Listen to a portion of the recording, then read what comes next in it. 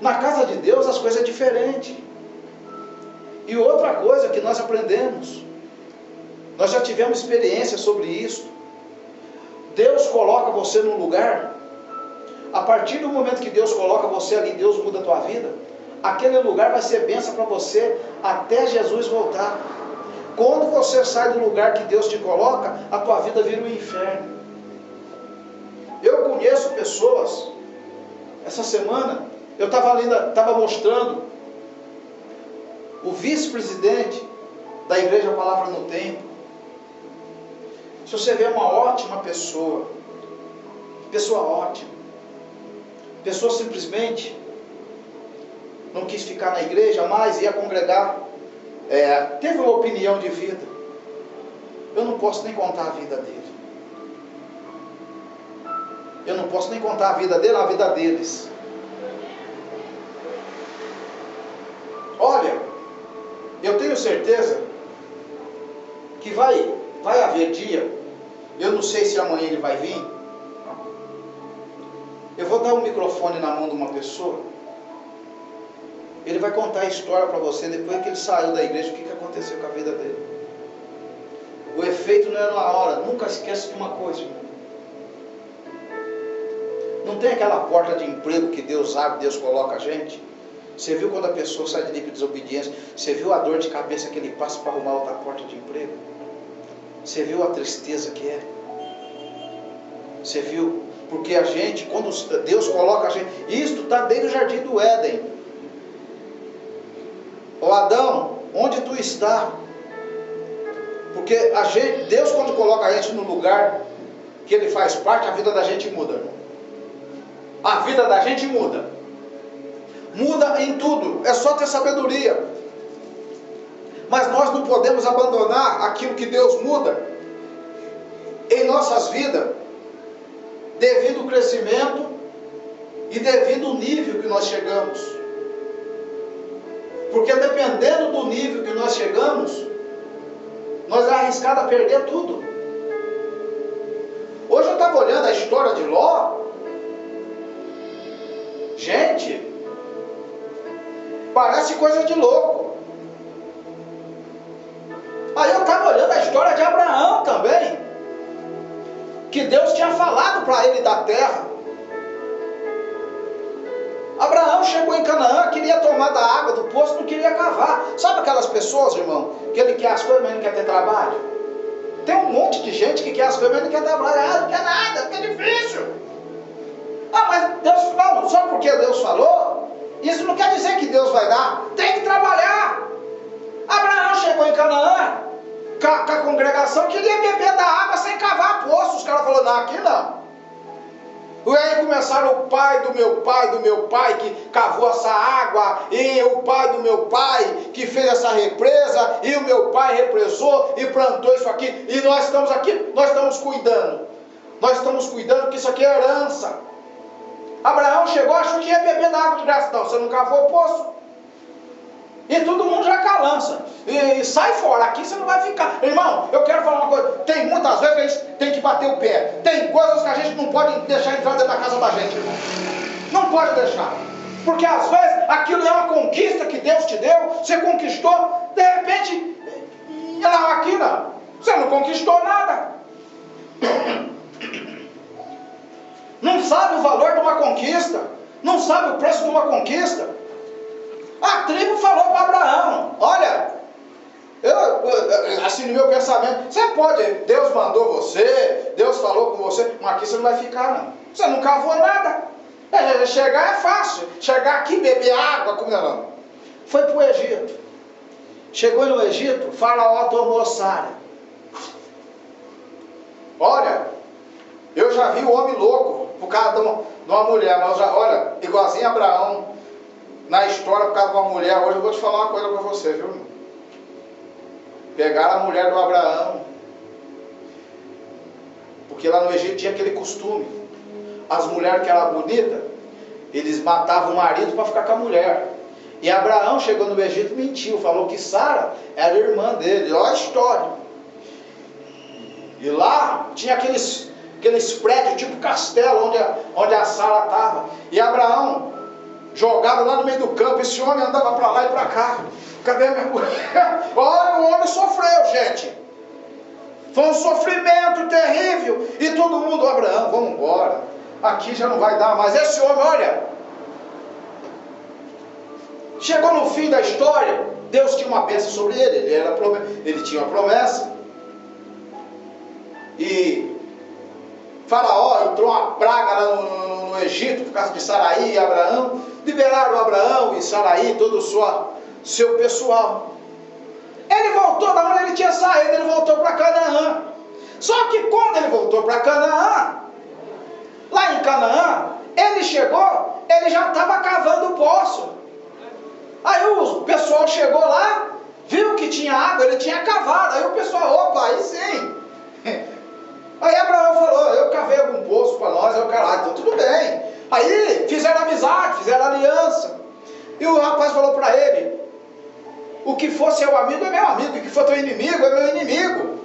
Mas ele teve que cavar para ele, fazer parte. Irmão, eu às vezes, eu tenho algumas coisas assim que eu fico olhando na Bíblia. Se você não fazer parte das coisas que pessoas já conquistou, você também não fica, irmão. Não fica. Cada um de nós aqui tem a casa do Mateus, a casa da Joana, a casa da Dona Isaura, do David. Joana, não tem como eu ficar na tua casa um mês inteiro sem ajudar. Não tem como ficar na casa do David e chegar lá, chega para lá, deitar, na hora da comida, sem participar de nada.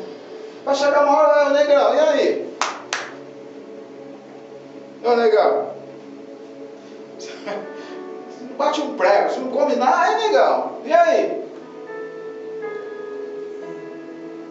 Não, vai falar pra mim, ó, eu sinto muito, até botinho. Olha, Flávio, eu gosto muito de você, mas sabe como é que não tá dando certo você ficar aqui, o povo tá falando. Acabou! Já começou assim, já pode pôr a roupa na fronha e dar linha. Como é que você vai ficar no lugar que você não quer ajudar a fazer nada? Você quer conquistar? Não fica. Pode ser chamado de Deus, não tem problema, mas você vai ter de conquistar alguma coisa, propósito. Abraão chegou em Canaã sem propósito. Chegou lá, queria beber, os caras falaram, aqui você não vai ficar não. Já armaram flecha, cada um com uma flecha. Ó, tiraram todo mundo de lá, voltou para o Egito. Chegou no Egito, perdeu quase a sorte dele, que Deus estava no negócio. Aí eu quero compartilhar uma coisa de Deus com a igreja. Olha, aproveita a oportunidade de conquista. Porque vai chegar uma hora que nós não vamos mais ter tempo de conquistar. Vai chegar uma hora que nós vamos viver daquilo que conquistamos. Hoje eu estava lá em casa olhando. Eu preciso fazer uma preparação melhor para 70 anos. Eu preciso fazer uma preparação melhor. Hoje eu encontrei uma pessoa com 73 anos. E os dias que eu vou fazer caminhada na pracinha, ele está lá correndo, ele é um missionário. Ele agora está, como ele não mexe mais agora com igreja, ele está jubilado. 70 anos eles jubilaram ele. Você vê ele, 70 anos, corre tudo, corre mais do que eu. 70 anos, aquela coisa, comida, tudo. Aí eu estava olhando assim, saúde. E a gente às vezes precisa preparar algumas coisas para a gente, irmão. Por que eu estou falando sobre isso? Porque vai ficar cada dia pior. Cada dia vai ficar pior. A gente está com um trabalho de oração aqui na Casa da Núbia, nas quarta-feiras. Todo dia tem um problema diferente. E o problema está mais na vida das mulheres. Porque como é a mulher que fica em casa, a mulher que cuida de filho, ou às vezes a mulher que faz casamento errado, ou às vezes a mulher que já acostumou viver naquela situação, então você já sabe que o problema é maior. E tem muitas delas que não vai conseguir sair daquele problema mais. Não vai. Quer ver só? Semana passada, eu fui pegar um carro em São Caetano. Uma diarista em São Caetano ela ganha R$150 por dia, uma diarista. Só que o serviço que ela faz num dia por 150 é para 2 dias. Ela ganha 150, mas ela se arrebenta. A irmã falou para mim, irmã, eu trago a irmã do testemunho. A irmã falou, irmão, eu entro às 7 e saio às 5. Eu como encostado no tanque, a irmã falando, eu como encostado no tanque. Quando eu chego em casa, a irmã, quando eu chego em casa, ela falando para mim, irmão, eu não posso ir em casa tomar banho para me vir para a igreja. Se eu for em casa tomar banho, nem aqui eu chego. Eu venho do serviço, eu já vou para a igreja. Eu chego no serviço, quando tem comida pronta, que eu janto lá no sofá, ela tem dia que eu já durmo lá no sofá. Estou toda quebrada. Imagine. Vai ficar cada dia difícil. Como é que pode, irmão? 1 quilo de contrafilé, R$26. 1 quilo de frango, de picado, R$10. 1 quilo de fígado, R$12. Aí você começa a olhar. Aí você começa a ver como é que nós estamos vivendo. 1 quilo de linguiça, a Aurora 18. Pacote de arroz do bom é 12.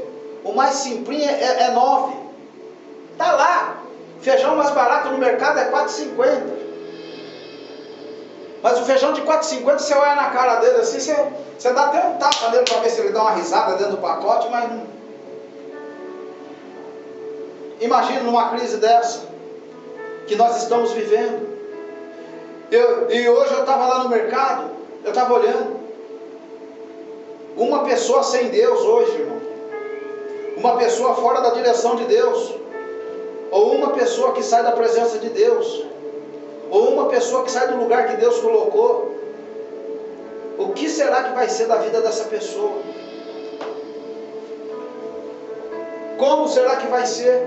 Porque essa experiência eu já vi, eu já sei, eu tenho. Eu já vi quantas pessoas que eu conheço, você conhece, pessoas ficarem sem casa, pessoas ir embora do casamento, pessoas perderem tudo, ficar sem nada, porque saiu fora da direção de Deus e nunca mais conseguiu se arrumar na vida. Eu fico olhando bem, se com Deus está difícil, imagine fora da direção de Deus. Porque eu sempre falo, ele não é digno nem de falar o nome, eu vou falar uma coisa, mas o diabo, quando ele entra, irmão, ele entra no trabalho, ele entra na família, ele entra no casamento, ele destrói, ele acaba com tudo. O diabo, ele vem matar, vai destruir, ele acaba com tudo. E o diabo não tem medo de pastor, não tem medo de apóstolo, ele não tem medo, ele vem para destruir tudo. E o inimigo destrói tudo. Ele acaba com tudo. E se a pessoa não tiver uma firmeza em Deus, e se a pessoa não for uma pessoa de oração, se não for uma pessoa que tem joelho no chão, fica à vontade, minha querida, pode sentar, pode sentar. Se não for uma pessoa que tem o joelho no chão, se não for uma pessoa de oração, não suporta. Não suporta. Porque nós estamos vivendo momentos do mundo que quem sustenta a crente é a oração. Quem sustenta, não tem super-herói no cristianismo, não tem. Se não tiver, essa pessoa não tiver uma vida no altar de oração. Primeira coisa, nós estamos vivendo um momento hoje em dia que todo mundo quer atalhos. Ninguém mais quer luta. Todo mundo quer atalhos. Se você pega uma pessoa que não tem uma visão de Deus, se você pega uma pessoa que não tem comprometimento com Deus, ele te traz influência que o diabo entra na vida e acaba com tudo. Olha quantos casamentos destruídos de pessoas que casou no evangelho, dentro da igreja. Eu orei, eu pedi, olha o que fizeram. Pastores perderam o ministério, perderam casa, perderam tudo. Cristãos que perderam tudo. Porque o diabo, quando ele entra na alma, coração e espírito, a Bíblia diz, não entristecer o Espírito Santo, não entristecer a alma. Quando ele entra, o diabo acaba com tudo. Ele entra na porta. Olha quantas pessoas desempregadas por causa de má influência. Hoje nós precisamos de pessoas que têm influência boas, influências, pessoas que têm influência de coisas de Deus, pessoas que sentam com você, está tudo errado, mas pessoas sentam com você e te aconselham, não vai por esse caminho, não vai por atalhos. Nós encontramos na Bíblia, Número capítulo 13, que o povo, quando saiu do Egito, a Bíblia fala que Deus levou para um caminho, para que se levasse para o caminho que eles conhecessem, ele poderia voltar. Às vezes Deus leva eu e você para um caminho que eu e você não conhecem. Às vezes eu e você começamos a passar situações que nós não conhecemos. Sabe por quê? Porque é para nós depender de Deus. Enquanto nós somos dependentes de Deus, nós não erramos. A hora que nós passar a não depender de Deus mais, começa a vir os erros, começa a vir os atalhos, porque o inimigo ele atalha. Jesus, se tu é filho de Deus, transforma essa pedra em pão. Atalho. Atalhos. O diabo só apresenta atalhos. Ele não apresenta um caminho para você que você vai ter luta. Ele só apresenta atalhos. Olha, nós encontramos hoje, no curso do ano passado, 89% dos casamentos acabou por causa do Facebook. Você sabe o que é 89% de casamento destruído por causa do Facebook? Porque o Facebook conhece aqui hoje, começa a conversar hoje, semana que vem, quando encontra, já sai de mão dada, já está íntimo. Porque aí o namorado, o noivo não vê, ninguém sabe. Atalhos de Satanás. Por que que nós olhamos, há 15, 20 anos atrás, os casamentos eram duráveis. Você via casamentos de 40, 50 anos. Hoje em dia, a pessoa casa. Hoje é sábado. Hoje é 3 ou 4?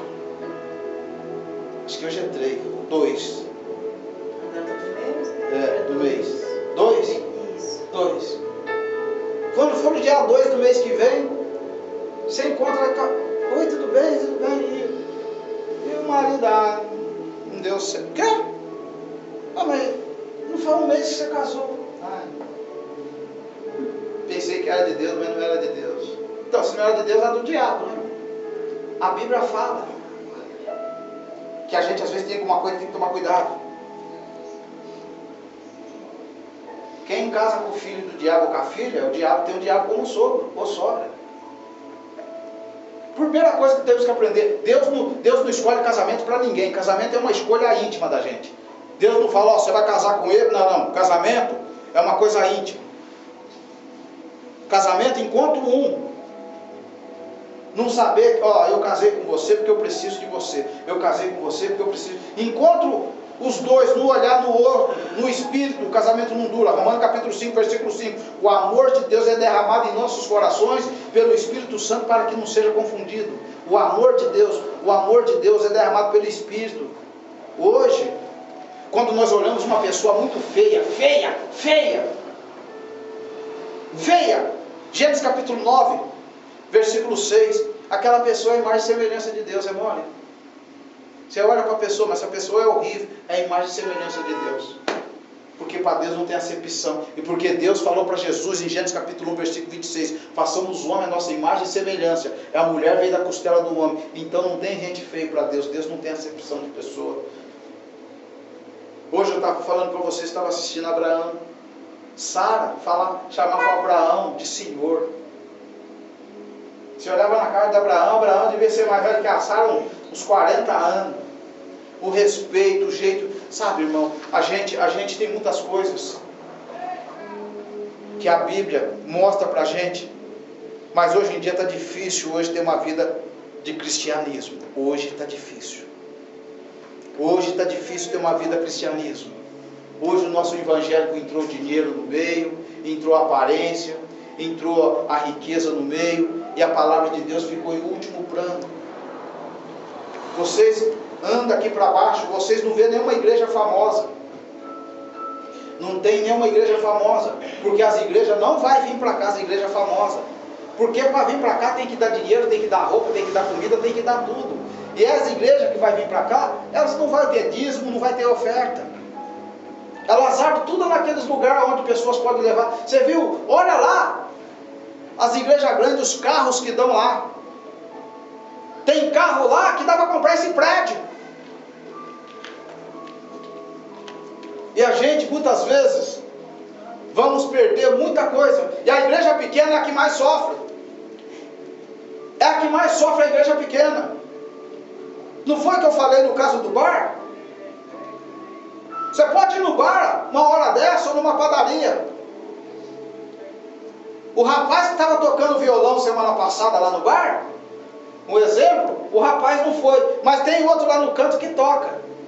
Tem outro lá no canto, que aí quando põe ele para tocar, ninguém quer saber se ele fuma, se ele usa droga. O importante é ele tocar o violão. Mas na igreja, quando sai um, você vai pôr quem? Na igreja pequena, quando sai uma pessoa, você vai pôr quem no lugar? Porque na igreja pequena, não é você pega lá, põe aqui, não. Você tem que saber se ele é cristão. Por isso que a igreja pequena sofre. Porque quando uma pessoa que Deus coloca no lugar, que ele sai do lugar de Deus, fica um buraco dentro da igreja. E você vai pôr quem?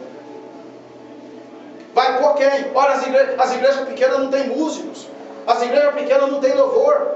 As igrejas pequenas não tem pregador. As igrejas pequenas, a pessoa cresce um pouco, ele já olha para a igreja pequena, ele já olha assim, já...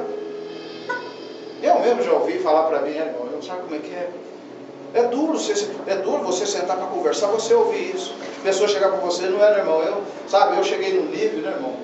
Que, com todo respeito à igreja aqui, né, irmão? É boa, mas não me cabe mais. Aí você olha assim, você fala... Há 2 anos, há 3 anos atrás cabia ele. Você não tinha casa, você não tinha carro, você não tinha nada, aí cabia. Agora que você comprou casa, comprou carro por dentro de mim. Agora que você comprou casa, tem carro, você está casado, agora a igreja não cabe. Há 2 anos atrás cabia. Por isso que as igrejas de bairro sofrem. As pessoas chegam numa igreja pequena como essa, chegam desempregados, a vida está toda, chega com depressão, chega no fundo do poço. Aí o pastor ou a pastora, o missionário, alguém senta com a pessoa depois do culto, orienta, vai na casa, faz uma oração, pega o telefone, ora com o telefone, arruma a vida da pessoa. A pessoa tem um problema, já grita, o pastor está ali. Quando é 2, 3 meses, agora a pessoa já chega na igreja até diferente, já começa a vestir diferente, você já vai ver a feição da pessoa, já muda, você já vê que a pessoa já vai, você vai, nossa, a pessoa chegou aqui, a pessoa quando está ruim, você olha no cabelo da pessoa, a pessoa só junta assim, chega na igreja, você não sabe nem como é que está. Estou mentindo? Chega, irmão, ela chega de tão ruim que ela está, que ela nem sabe, que ela chega na igreja, você olha assim, você fala assim, nossa, mas quantos dias será que sua irmã não toma banho, rapaz? De tão ruim que ela está, porque ela não tem alegria na alma, ela está triste. Aí o pastor dá aquela palavra de conforto, e vem aquela palavra, ele trata. Amanhã chega gemendo, ele senta, gasta tempo. Aí quando está bem, começou a melhorar um pouquinho, melhora um pouquinho, o pastor está aqui, já não pode mais ficar perto do pastor. A visão muda. Por isso que as igrejas pequenas de bairro sofrem. Ou senão a pessoa arruma um emprego melhor, começa a ganhar um pouquinho melhor, acabou a igreja. Ele está na igreja, Senhor, leva o currículo para o pastor orar, ungir, faz não sei o quê. Pede dinheiro para o pastor para passagem. Quando Deus abre a porta de emprego, muitas vezes o culto começa às 7h30. Ele passa na porta da igreja às 7h20. Em vez dele entrar para ficar para o culto, ele vai para casa e fala que não tem tempo de vir para a igreja. E a igreja pequena começa a sofrer por isso. Por isso que tem muitas coisas que nós olhamos hoje em dia e vai ficar pior. Hoje em dia, me conta para mim, eu quero ver qual é a igreja aqui da vila que consegue ter 10 jovens da mocidade cristão, 10 jovens da mocidade cristão. Me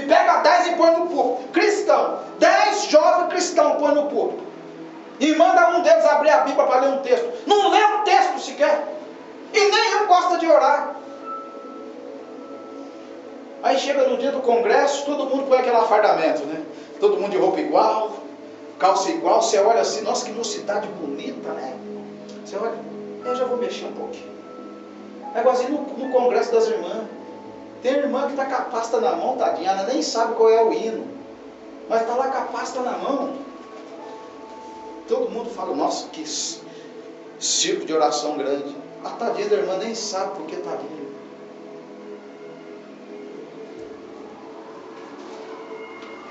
Há 16 anos atrás, no começo do meu evangélico, eu era muito tapado, eu não conhecia as coisas. Eu fui na Igreja da Paz, eu vi 2 pessoas ser batizadas no hino da harpa, assim, no culto de manhã. Sendo batizado no Espírito Santo no hino da harpa. Batizado no Espírito Santo. Hoje, para ser batizado no Espírito Santo, que eu passei por isso e acompanhei, tem que fazer campanha no monte. É mole? Tem que fazer campanha no monte para uma pessoa ser batizada no Espírito Santo, porque na igreja a pessoa não consegue ser batizada. Irmão, você olha na televisão, está todo mundo aí, ó, mostrando cura, mas você não vê ninguém mostrar batismo no Espírito Santo. Você não vê ninguém mostrando alguém aceitando Jesus. Você não vê ninguém levantando a mão, voltando para Jesus. Cura tanta gente que cura. Gente, esse tanto de pessoas não era para caber mais na igreja. Não era para caber, faz a conta. Cura 200, 300 pessoas por dia. Onde vai essas 300 pessoas? Onde vai que nunca mais volta para a igreja? E a igreja pequena, aqueles que acompanham a igreja grande, falam, tá vendo, minha igreja não tem nada daquilo. Só que as pessoas esquecem de fazer conta. Uma igreja que cabe 60 mil pessoas, eles põem 150 pessoas em cima de um púlpito. Para a gente que está em casa numa igreja que não tem 10 pessoas, fala, nossa, você viu o tanto de gente, irmão, que estava no púlpito que Deus curou, a igreja lá é uma benção. Às vezes a igreja pequena, ela tem 20 pessoas, Deus curou 2 pessoas, tem mais vantagem do que lá que curou 160, que tem 70 mil pessoas. Mas as pessoas não enxergam, sabe por quê? As pessoas enxergam a influência, a multidão.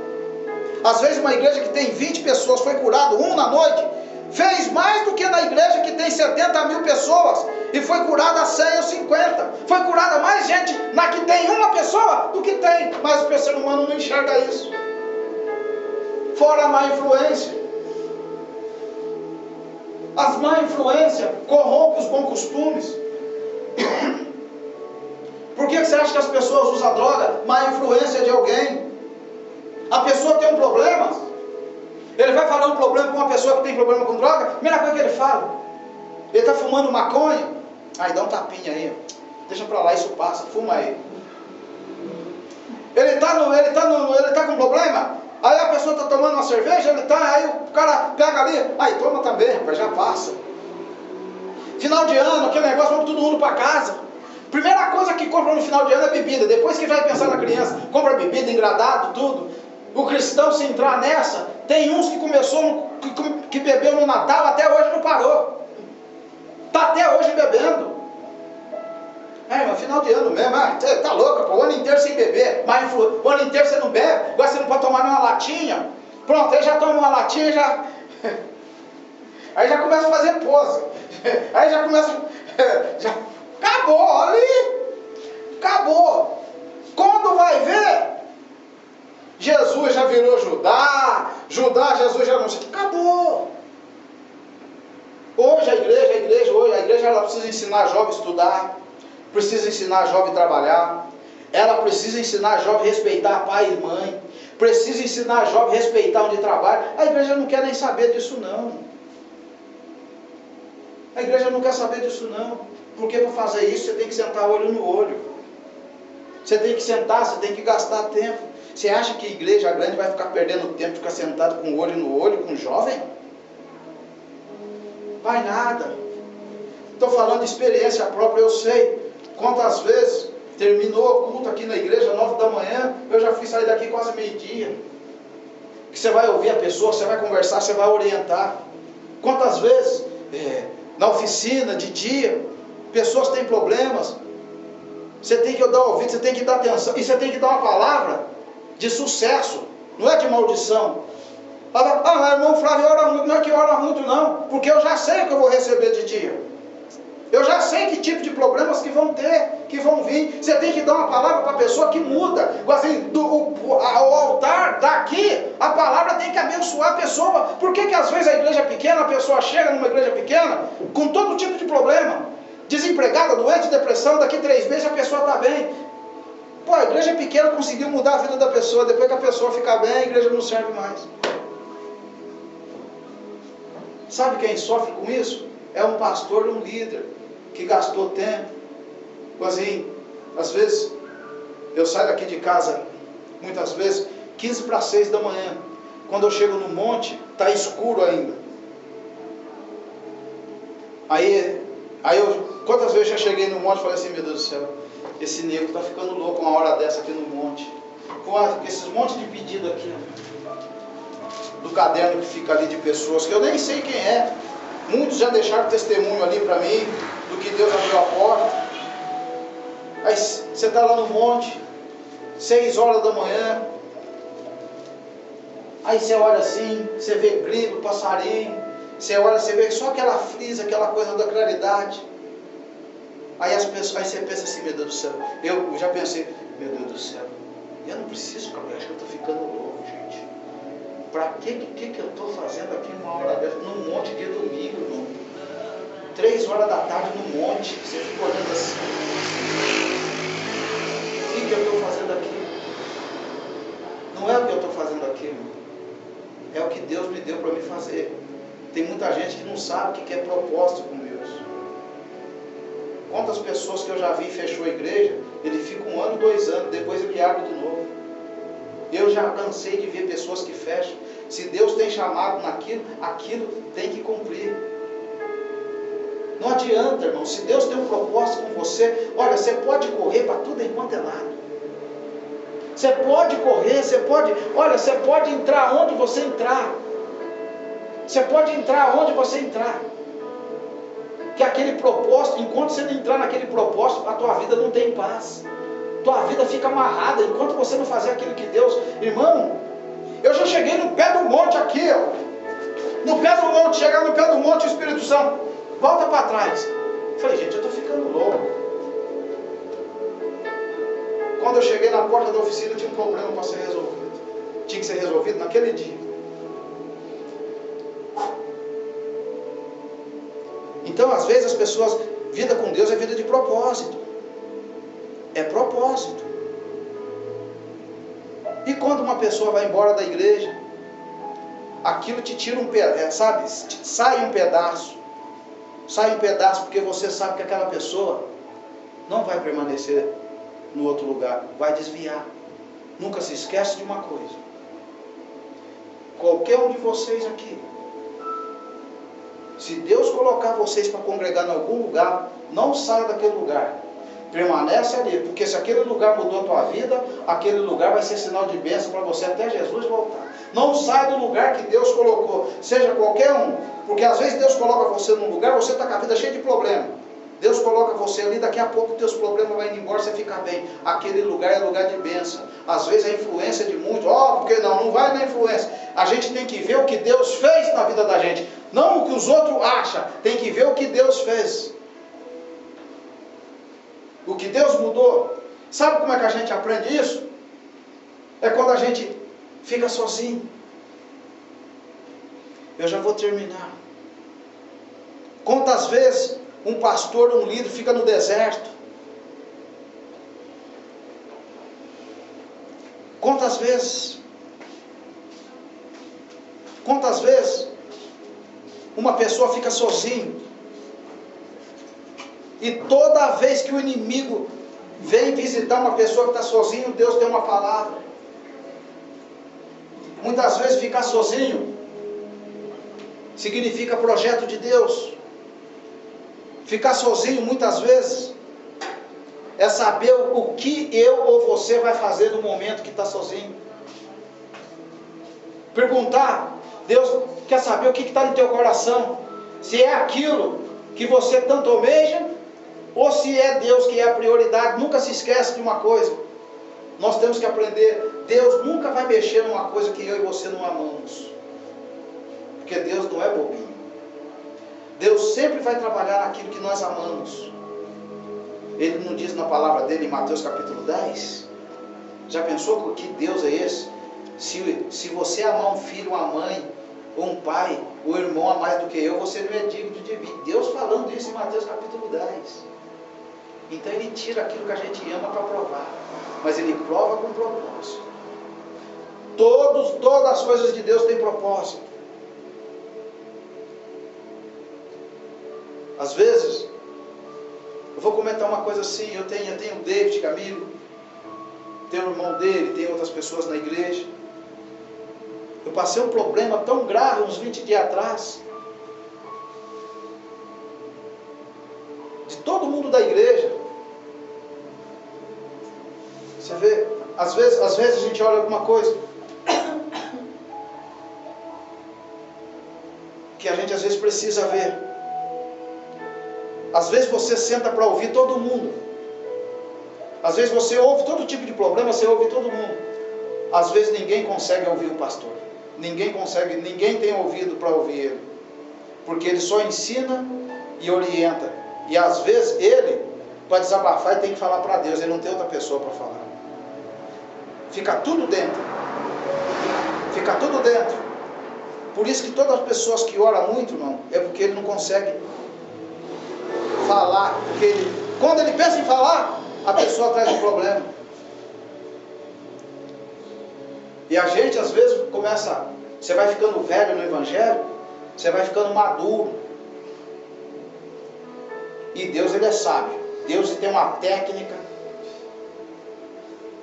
Não, Deus, ele tem um dom, ele sabe como é que amola uma ferramenta, mas ele também sabe como é que leva uma ferramenta no fogo.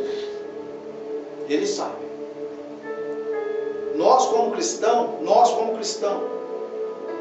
Deus, ele dá, mas ele também tira. Ele dá, mas ele também prova. E quando Deus leva eu e você por uma prova, se você não tiver pessoas perto que orientem, pessoas boas, se você não tiver alguém que você possa ligar, que você possa falar, você acaba tendo influenciado ruim. A minha irmã está afastada há 6 anos. Algumas pessoas têm me acompanhado por um tempo. Eu passei um vento, um mês retrasado, passado aqui dentro da igreja. Vento, não é vento não, meu irmão. Não é vento. Também não é vendaval. É aquilo que veio para tirar minha casa, tirar da oficina, acabar com tudo. Acabar com tudo. Sabe, quando entra para acabar com tudo. Vem para tirar tudo. Tudo, irmão, tudo que eu pensava em fazer eu era inimigo. Tudo.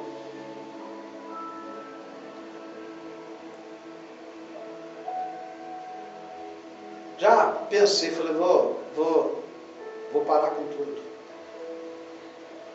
Fechar a oficina, fechar a igreja, vender a casa. Embora eu não preciso fazer isso. Fui falar com a minha irmã. Minha irmã falou para mim assim, escuta. Nossa, Jesus. Minha irmã começou a me fazer perguntas, começou a perguntar das pessoas aquilo que estava acontecendo. Minha irmã falou para mim, você tem mais discernimento do que eu. Você conhece mais do que eu.